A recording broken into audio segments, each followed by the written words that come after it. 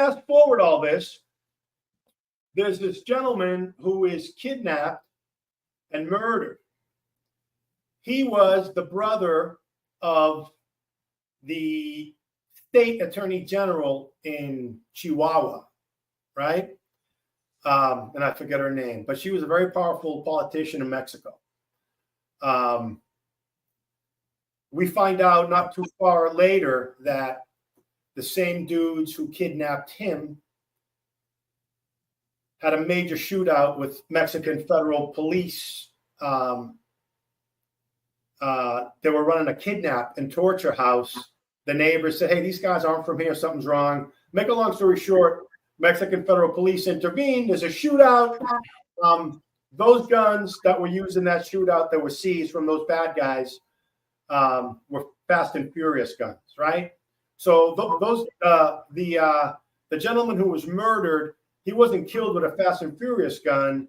He was bludgeoned to death, right? But the same dudes who did that to him were a kidnapping crew who had Fast and Furious guns who shot it out in the middle of the neighborhood with the Mexican federal police, right? When that came out, I said, hey, we need to get in front of this, and we need to at least tell the ambassador, right? Because this lady is wired in tight here, right? This is going to be an issue for us. Zero. Nobody would do anything. No, the way the Mexicans found out about that was after I was brought up to D.C. to get interviewed by the Office of Inspector General, and I told them that story. When I was done, I went downstairs, got on my phone, I called the Mexican Attorney General and told her that story. She lost her shit. Yeah, because up until that point, all the way up to Eric Holder was denying that guns were walking.